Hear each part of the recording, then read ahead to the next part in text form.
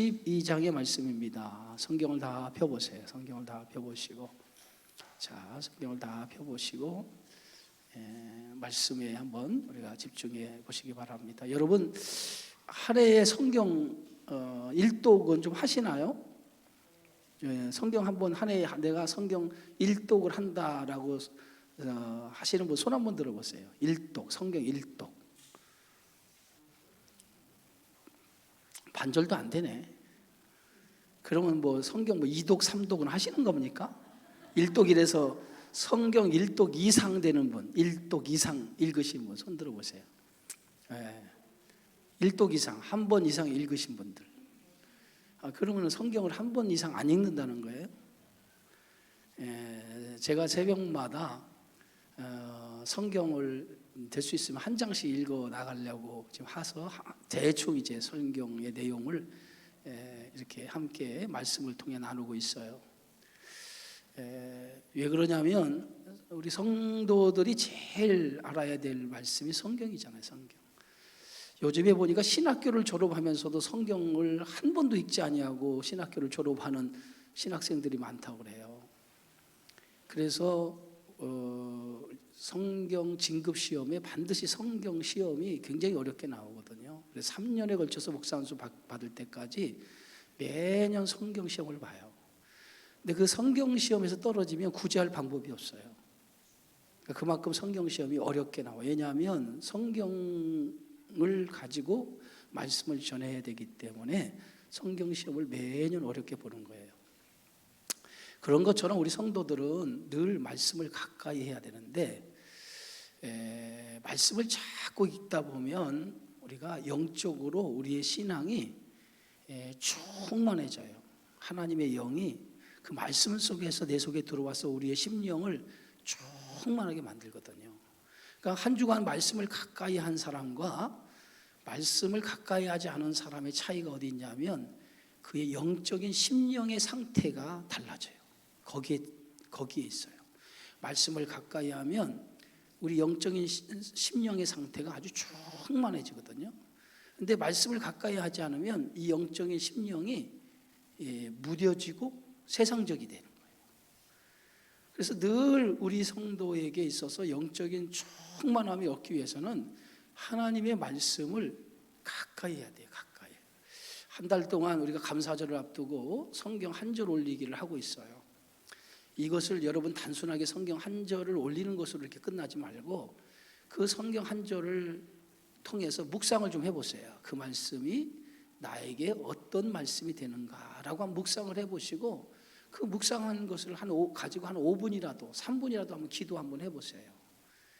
그러면 그 말씀이 주는 힘, 말씀이 주시는 위로, 말씀이 주는 평강이 그 말씀 속에서 있어요. 그렇게 하시고 말씀 한 절 올리기. 보니까 아직도 뭐 동참하지 않으신 분들이 참 많은데 그 말씀을 가까이 하는 것이 뭐예요? 복이라고 그랬으니까 함께 여러분들 제가 그랬잖아요. 동역자라고 하는 것이 뭐예요? 함께 같은 마음, 같은 뜻, 같은 마음을 가지고 같은 목적을 향해 달려가는 사람이 동역자라고 그랬어요. 그런 마음의 동역의 의식을 가지고 우리가 교회에서 하는 일은 우리 성도들이 함께 동참을 해야 돼요. 별로 어려운 일 아니잖아요. 성경 한 절을 여러분 올릴 시간이 없습니까? 하루에 잠자기 전에 5분만 투자하면 되거든요. 깜빡 잊고 하루를 그날 못하면 그 다음날 하면 됩니다. 성경 올려서. 그러니까 그렇게 하지 마시고 아예 시작을 안 했으니까 아예 나는 늦었으니까 아예 시작하지 말아야지 생각하지 마시고 하세요. 그래서 말씀을 가까이 한 절이라도 말씀을 가까이 하다 보면 성경에 하나님 주시는 말씀이 내 삶 속에서 나를 변화시키고 움직이게 하는 그러한 능력의 말씀이 되는 줄 믿습니다. 그래서 제가 여러분에게 늘 하는 말씀이 성경 말씀만 전하는 거예요. 왜냐하면 성경 말씀을 우리가 너무 잘 모르기 때문에 말씀을 통해서 하나님이 주시는 그 깊은 뜻이 어디 있는가를 성경 속에서 찾아보자 이거예요. 그래서 제가 성경에 있는 말씀을 가지고 여러분에게 말씀을 전하는 거예요. 자, 오늘 주시는 성경 말씀은 열왕기하 12장인데요. 자, 성경을 한번 다 펴보세요. 성경을 다 펴보시고. 자, 성경 12장의 말씀은 1절 한번 우리 다 같이 한번 읽어봅시다. 1절, 열왕기하 12장 1절. 자, 예후의 제7년에 요아스가 왕이 되어 예루살렘에서 40년간을 통치하니라. 그의 어머니 이름은 시비아라 부엘세바 사람이더라. 자, 1절만 잠깐 올려놔요. 성경을 그냥 지우지 마시고. 북왕국 예후의 제7년이라고 그랬어요. 이 말은 지금 북왕국 이스라엘의 왕은 예후가 왕이 된 지 7년째 되었다는 거예요. 그런데 그때에 북왕국 이스라엘의 예후가 왕이 되는 7년째 왕으로서 즉위하고 있었을 때에 남왕국 유다는 요아스가 왕이 되었어요. 요아스가 왕이 되어서 그가 몇 년을 통치했냐면 40년이라고 하는 기간을 통치했어요. 이스라엘 왕 중에서 40년을 통치한 왕은 요아스 말고도 또 누가 있을까요? 다윗과 솔로몬, 이 두 명의 왕이 40년이라고 하는 기간 동안 통치를 했어요. 굉장히 긴 시간 동안 나라를 통치했어요. 그래서 다윗 시대나 이 장기적으로 통치한 그 시대가 굉장히 번영하는 그러한 시대였던 것을 보게 되어지는데, 요아스도 40년간을 통치했는데 요아스가 왕이 되었을 때 나이가 몇 살이라고요? 7살이었어요. 7살. 우리가 지난 시간에 본 것처럼 7살에 왕이 되었어요. 그러면 7살이라면 아주 어린 나이에 왕이 된 거예요. 그래서 그가 47살까지 통치를 한 거죠. 그리고 47살이 되던 해에 할렐루야, 그의 신복들에 의해서 요아스가 살해를 당해요. 그러니까 요아스가 40년을 통치한 이유는 그가 40년째 되는 그 해에 그의 신복에 의해서 그가 살해를 당해요. 누구처럼 살해를 당했냐면 그의 여왕이 누구였죠? 오늘 우리가 지난주에 보면 아달랴처럼 똑같이 살해를 당해서 그가 왕위를 마치고 그의 아들이 이제 왕 요아스를 뒤이어서 왕이 되었던 것을 보게 되어집니다. 그런데 어린 나이에 왕이 되니까 나라를 다스릴 수 있을까요? 그죠? 나라를 통치할 수 없잖아요. 그래서 누구에게 나라에 통치하는 것을 배우냐면 요야다라고 하는 제사장에게 그 나라를 다스리는 통치 교육을 받아요. 근데 어찌 보면 실질적으로 왕은 요아스지만은 요아스가 어느 정도 성장할 때까지는 누가 통치했다는 거예요? 요야다 제사장의 영향이 상당히 남왕국 유다에 미쳤다는 거예요. 그래서 제사장의 영향에 의해서 나라가 통치되었다. 요아스는 그 여호야다 제사장에 의해 교육을 받았기 때문에 여호야다의 통치 철학에 의해서 나라가 다스려졌다라고 이렇게 보는 것이 가장 합당하죠. 자, 그러면 2절에 보면 이렇게 기록됐어요. 2절 한번 봅시다. 자, 2절. 요아스는 제사장 여호야다가 그를 교훈하는 모든 날 동안에는 여호와 보시기에 정직히 행하였으되. 보세요.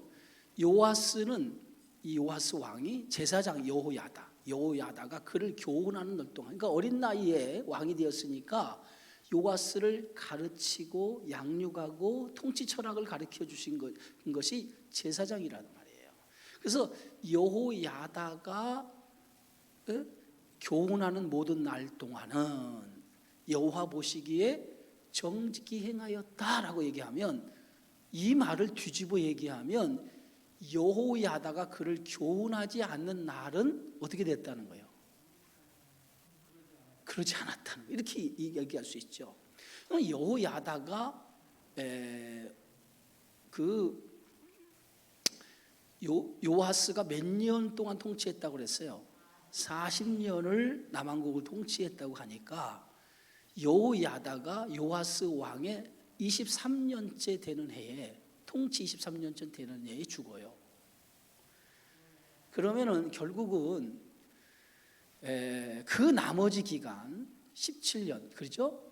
그 기간은 요야다의 영향력에서 벗어났기 때문에 그때부터는 요아스가 하나님 보시기에 정직히 행하지 않은 길을 걸어갔다는 거예요. 그죠? 성경은 이제 그렇게 말합니다. 요아스라고 하는 그 이름의 뜻이 뭐냐면 여호와는 강하시다. 여호와는 강하시다. 여호와는 도와주신다. 이 두 뜻을 가지고 있는 것이 요아스라고 하는 이름의 뜻이에요. 자, 여러분 이스라엘 백성들이 왕이 다스리는 그런 나라가 처음부터 된 게 아니죠. 이스라엘 나라는 신정 정치, 하나님이 직접 통치하는 나라였어요. 그래서 제사장을 두고 제사장이 나라를 하나님의 신탁을 받아서 제사장이 나라를 통치하는 그런 나라였어요. 그런 시스템을 가지고 있었어요. 그런데 그 때에 주변에 이미 나라들은 왕을 세워서 나라를 다스리게 된 거예요. 그래서 이스라엘 백성들이 그것을 보고 우리도 왕을 세워서 나라를 다스리면 어떻겠냐라고 백성들의 요구가 그때부터 생기기 시작했어요. 그래서 그 백성들의 요구로 제사장에게, 사무엘 선지자에게 우리도 왕을 세워달라 요구를 했어요. 그런데 지금까지 하나님께서 누구를 통해서? 제사장을 통해서 직접 나라를 통치했는데 백성들이 왕을 세워서 왕이 나라를 다스리게 해달라니까 하나님 보시기에 그것이 좋겠어요, 안 좋겠어요? 하나님 보시기에 그것이 탐탁하게 생각하지 않았어요. 그러나 백성들의 요구가 하도 빗발치니까 하나님께서 그들의 요구를 들어주라고 허락을 해요. 여기서 허락했다라고 하는 것은 하나님이 기쁜 마음으로 허락한 것이 아니라 마지못해 저들이 하도 왕을 요구하니까, 자식이 떼를 쓰는 것처럼 왕을 요구하니까 하나님께서 마지못해 왕을 세우라고 그들의 요구를 들어주신 거예요. 그러면서 하나님께서 왕을 세울 때에 세 가지를 금하라고 하나님 말씀합니다. 왕들은 세 가지를 금할 것을 당부를 해요. 그 세 가지가 뭔지 아세요, 여러분? 세 가지를 금하라. 왕은 세 가지를 금할 것을 하나님께서 말씀하는데 그 세 가지가 뭐냐면, 첫 번째는 병마를 많이 두지 마라. 병마가 뭐예요? 싸움에 필요한 군사를 얘기하죠. 병마를 많이 두지 말라. 이 얘기는 뭐냐면 이 나라의 국방력은 군대의 수요에 많고 적음에 있지 아니하고 하나님의 손에 있다는 거예요. 그래서 병마를 많이 두지 마라. 지금까지 이 나라의 모든 국방력의 힘은 보이는 그런 군사의 수요에 있지 아니하고 보이지 아니하는 하나님의 손에 있음을 오늘 그들에게 말씀하면서 왕이 되면 병마를 많이 두지 마라. 병마의 힘을 의존하지 말라. 이렇게 하나님이 말씀했어요. 두 번째는 은금을 많이 쌓아두지 말라 그랬어요. 은금을 많이 쌓아두지 말라. 은금을 많이 쌓아두지 말라고 하는 것은 물질의 힘에 의존하지 말라는 거예요. 물질의 힘에 의존하지 말라는 거예요. 그것이 오늘 왕이 되면 하나님께서 왕이 금해야 될 두 번째예요. 세 번째가 뭔지 아세요? 세 번째는 아내를 많이 두지 말라. 아내를 많이 두지 말라. 이 세 가지가 왕이 세워질 때에 왕들이 지켜야 할 세 가지를 하나님께서 오늘 가르쳐 주었어요. 그런데 이 세 가지가 시간이 지나면서 점점 무너지기 시작을 해요. 결국은 이 세 가지가 무너짐으로 인해서 뭐가 찾아오냐면 나라가 무너지게 되어지는 거예요. 하나님을 의지하는 신앙이 점점 사라지면서 누구를 의지해요? 세상의 가치, 세상의 힘을 의지하면서 우상을 많은 아내를 두면서 우상이 들어오면서 점점 그 이스라엘 나라가 무너지기, 신앙이 무너지기 시작하면서 나라도 무너지게 되어지는 거예요. 그러니까 우리가 세상을 살아가면서 오늘 성도가 가져야 될 신앙의 가치가 있어요. 그 가치가 뭐냐면 세상의 가치를 붙들고 우리가 살아가는 것이 아니라 우리는 하나님의 나라의 가치를 붙들고 살아가는 거예요. 근데 자꾸 성도들이 당장 보이는 세상의 가치에 현혹이 되고 그것에 의해서 흔들려. 그래서 자꾸 신앙의 가치를 버리고 세상의 가치를 붙들고 살아가려고 해요. 이것은 우리 성도가 살아가야 될 삶의 방향과 삶의 모습이 아닌 거예요. 언제나 이 세상의 가치와 하나님의 나라의 가치가 막 충돌을 해요.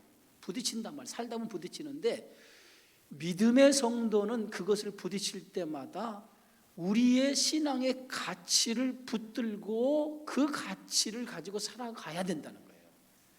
그런 믿음이 우리에게 있어야 돼요.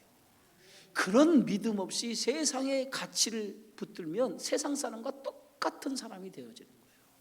하나님께서 요구하시는 것은 이렇게 세상의 가치와 하나님의 나라의 백성의 가치와 충돌할 때 어떻게 해야 되느냐? 하나님 나라의 백성의 가치를 굳건히 붙들고 살아가라는 거예요. 그 하나님 나라의 가치를 붙들고 살아갈 때 때로는 환난을 당하고 때로는 어려움을 당할 수 있어요. 그러나 그 환난과 어려움이 있지만은 궁극적으로 하나님의 백성으로서 하나님 나라의 가치를 붙드는 자들은 궁극적으로 믿음의 승리를 이룰 것이라는 거예요. 그것이 오늘 성도들에게 주시는 하나님의 말씀이에요. 그러니까 오늘 우리가 끝까지 뭐예요? 붙들고 살아야 될 것은 뭐냐면 하나님 나라의 가치. 그것이 오늘 우리가 붙들어야 될 신앙인데 이스라엘 나라의 백성들이 점점 하나님의 백성의 가치를 붙들지 못하고 세상 가치를 붙들면서 나라가 어떻게 갑니까? 패망의 길로, 나라가 멸망의 길로 자꾸 가게 되어져요. 자, 그래서 오늘 요하스가 이제 7살의 왕위에 올라서 40년을 통치하게 되어지는데 그의 통치 기간 동안에 있었던 일 가운데 하나가 오늘 본문의 말씀이에요. 자 3절 봅시다. 함께 읽습니다. 다만 산당들을 제거하지 아니하였으므로 백성이 여전히 산당에서 제사하며 분향하였더라. 산당을 제거하지 않았다. 산당이 뭐냐면 여호와 하나님 앞에 제사하는 장소를 산당이라고 해요. 근데 사실은 이스라엘 백성들의 성전이 어디에 있어요? 예루살렘에 있었는데 여로보암이 남왕국과 북왕국이 나누어지면서 그 편리하게 그들이 예루살렘까지 와서 제사를 드릴 수가 없어서 또 드리지 못하도록 하기 위해서 여로보암이 만든 산당이 뭐냐면 저 북쪽에 단이라고 하는 것과 그 밑에 쪽에 베델이라고 하는 두 곳에다가 산당을 지어놓고 거기다 금송아지를 놓고 그 금송아지가 예굽에서 너희를 인도하여 낸 하나님 신이라고 하면서 거기에다 분향하고 제사하도록 만들었다는 거예요. 그것이 계속해서 왕들이 바뀌면서 그 산당을 헐지 않고 계속해서 그러한 여호와 하나님 앞에 제사 드린다는 명분으로 그 산당을 없애지 않은 거예요. 그런데 요하스라고 하는 왕도 정직히 하나님 앞에 행하기는 행하였으나 뭐요? 그 산당은 어떻게 했다고요? 없애지 않았다는 거예요. 없애지 않았다는 거예요. 자, 그래서 여전히 백성들이 그 산당에서 분향하였다. 제사를 드렸다는 거죠. 자, 4절의 말씀입니다. 4절에 요아스가 통치할 때 어떤 일이 있었느냐. 자, 우리 4절 읽습니다. 요아스가 제사장들에게 이르되 여호와의 성전에 거룩하게 하여 드리는 모든 은, 곧 사람이 통용하는 은이나 각 사람의 몸값으로 드리는 은이나 자원하여 여호와의 성전에 드리는 모든 은을. 자, 그 다음에 5절, 제사장들이 각각 아는 자에게서 받아들여 성전의 어느 곳이든지 파손된 것을 보거든 그것으로 수리하라 하였으니. 자, 요아스가 왕이 되어서 예배 회복, 지금까지는 왕들이 우상을 숭배해서 예배가 무너졌단 말이야. 많은 하나님에 드린 제사가 무너지는 그런 심각한 그러한 영적인 일들이 일어났는데, 요아스가 왕이 되어서 누구의 영향을 받았다고요? 할렐루야. 누구의 영향을 받았어요? 여호야다라고 하는 제사장의 영향을 받았단 말이에요. 그럼 여호야다의 제사장은 누굴 섬기는 사람이에요? 하나님을 섬기는 사람이에요. 하나님을 섬기는 사람. 그럼 하나님을 섬기는 사람에게 영향을 받았다라고 하는 것은 제일 먼저 뭘 중요하게 생각해요? 예배를 중요하게 생각할 거 아니에요. 예배. 하나님이 드리는 예배를 소중하게 생각할 거 아니에요. 그런데 예배를 소중하게 생각하는데 당시에 많은 왕들이 우상을 숭배함으로 인해서 예배가 무너지고 있었단 말이에요. 그럼 예배의 중심지가 어디예요? 예배의 중심지가 예루살렘인데, 오늘 이 성전이 무너져 갔다는, 성전이 무너져 가는, 점점 성전이 뭐냐면 오래 성전이 세워지면 성전이 무너져 가는, 이게 그러한 무너져 가는, 파손되어지는 곳들이 있었단 말이에요. 그래서 예배 회복을 위해서 성전을 제대로 회복을 해야 되는데, 당시에 성전 수리를 위해서 헌금을 거둬요. 헌금을 거두는데, 헌금을 걷는 종류가 당시에는 세 종류의 헌금이 있다고 그래요. 세 종류의 헌금. 그 세 종류의 헌금이 뭐냐면, 첫째, 누구나 드리는 헌금이 있어요. 누구나 드리는 헌금. 이 헌금은 반세겔의 헌금을 드리는데, 이 누구나 드리는 헌금은 20세 이상의 모든 사람은 세금을 내야 돼요. 모든 사람은, 20세 이상의 모든 사람은. 이걸 인두세라고 그래요. 인두세. 예? 그럼 우리가 인두세라고 하는데, 우리는 지금 모든 세대마다 모든 사람들이 다 세대가 뭘 드리죠? 우리는 지금 주민세 하죠. 주민세 드리죠. 주민세 냅니까? 다 내요. 주민세. 그런 걸 당시에는 반세겔이라고 하는 인두세가 있는데, 인구조사를 통해서 20세 이상에게 이 반세겔이라고 하는 세금을 부과를 해요. 그래서 모든 사람들이 이 인두세라고 하는 세금을 내도록 되어져 있어요. 또 하나는 각 사람이 사람의 몸값으로 드리는 몸값으로 은을 드려요. 당시에 은을 드리는데, 이 은은 소원하는 사람이 있을 거 아니야. 뭔가를 소원을 이루기 위해서 소원하는 사람, 소원을 하는 사람들이 있는데, 이 소원하는 사람들에 대해서 제사장이 소원의 값을 매겨줘요. 나는 어떤 소원을 이루기 원합니다 라고 제사장에게 찾아가서 그 소원을 얘기하면, 그 소원이 이루어지기 위해서 값을 매겨요. 얼마를 헌금하십시오 라고 값을 매겨요. 그러면 그 값에 따라서 그 사람이 뭐 해야 돼요? 소원의 헌금을 해야 돼요. 그러니까 그 소원의 값이 얼마가 되는지 각자 사람에 따라 다르단 말이에요. 그럼 그런 헌금이 따로 모아져 있어요. 세 번째 헌금은 뭐냐면, 자원하여 드리는 은이 있어요. 사람들에 의해서 뭔가 성전이 수리를 해야 되는데, 이 성전 수리에 필요한 돈을 레위인이나 제사장이 사람들에게 가서 이것을 위해서 헌금을 하십시오라고 해서 자원하는 마음으로 은을 드려요. 그런 헌금이 있단 말이에요. 그러면은 성전 수리를 해야 되는데, 그 성전 수리하는 그 비용은 어떤 헌금을 가지고 사용합니까? 예? 모든 사람들이 내는 인두세나 서원에서 평가해서 드리는 그 세금을 가지고 성전 수리를 하지 않고 성전이 수리를 해야 되는데 사람들에게 요청을 해서 거뒀던 그 돈을 가지고 성전을 수리하도록 되어 있단 말이에요. 그러니까 우리가 특별 헌금이라고 얘기할 수 있죠. 그런데 요아스 왕 23년에 이르도록 왕이 23년에 이르도록 성전이 파손된 곳이 많은데 한 번도 성전을 수리한 적이 없어요. 성전이 파손된 데가 많은데도 한 번도 성전을 수리한 적이 없다고요. 다시 얘기해서 이 성전을 우리가 건축을 했는데 성전을 건축해 놓고 23년이 지났다고 생각하면 곳곳에 수리할 때가 있을까요, 없을까요? 그죠?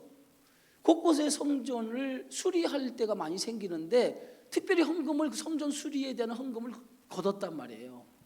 그럼 거뒀으면 그 헌금을 가지고 어떻게 사용해야 돼?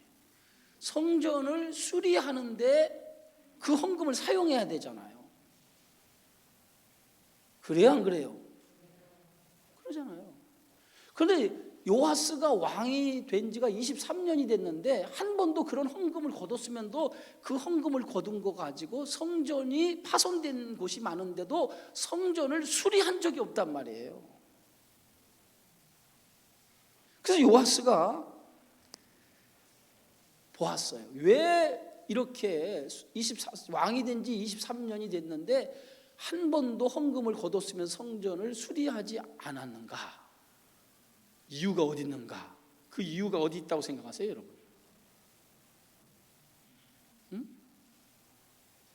그 이유가 어디 있다고 생각하세요? 왜 성전을 파손된 것이 많은데 성전을 수리하지 않았을까요?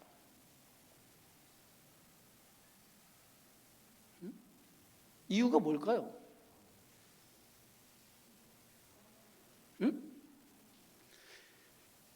바쳐진 그 헌금은 있었으나 그 제사장들이 그 헌금을 다른 용도로 사용한 거예요. 그러니까 목적을 따라서 헌금을 거뒀는데 그 헌금을 목적에 사용하지 못하고 다른 데 헌금을 사용했단 말이에요. 그것을 왕들이 묵인해버린 거예요. 묵인해버린 거예요. 그러면은 제사장들이 이렇게 성전 수리를 위해서 헌금을 걷어놓고 다른 목적으로 다른 데 헌금을 사용했다. 왜 다른 데 그 헌금을 사용할 수밖에 없었을까? 왜 그랬을까요? 왜 다른 데 헌금을 목적에 쓰지 않고 사용할 수밖에 없었을까요? 그러면 이 헌금이 사용하는 다른 목적에 사용했는데 다른 데 사용하는 대부분이 어디에 들어갔을까요? 여러분 어디에 들어갔을 것 같아요? 주머니에. 맞아요? 이유는 헌금이 그렇게 많지 않은 거고 또 하나는 뭐냐면 제사장들이 생활이 어려운 거예요. 그러다 보니까 제사장들이 이 목적에 의해서 거둬든 이 헌금을 제사장들이 생활비로 써버린 거예요. 그러니까 자연히 목적에 따라서 헌금을 거뒀는데 그 헌금을 목적에 사용하지 못하고 그렇게 돼버린 거예요. 그런데 성전은 계속해서 파손된 것이 많은데 요아스가 왕이 되어서 23년을 또 보는 게 성전을 고쳐본 적이 한 번도 없어요. 그 원인을 조사해 보니까 원인이 나온 거예요. 그래서 파손된 성전을 다시 수리를 해야 되는데 그러면 어떻게 해야 되느냐라고 하는 방법을 다시 요아스가 제시를 하는 거예요. 뭐라고 얘기합니까? 자, 6절 한번 읽어봅시다. 시작. 요아스 왕 제23년에 이르도록 제사장들이 성전에 파손한 데를 수리하지 아니하였는지라. 요아스 왕이 대제사장 요야다와 제사장들을 불러 이르되 너희가 어찌하여 성전에 파손한 데를 수리하지 아니하였느냐? 이제부터는 너희가 아는 사람에게서 은을 받지 말고 그들의 성전에 파손한 데를 위하여 드리게 하라. 제사장들이 다시는 백성에게 은을 받지도 아니하고 성전 파손한 것을 수리하지도 아니하기로 동의하니라. 자, 요아스가 왜 지금까지 헌금을 거뒀는데도 성전이 파손되었는데도 성전을 수리하지 않았느냐라고 제사장들에게 문책을 하죠.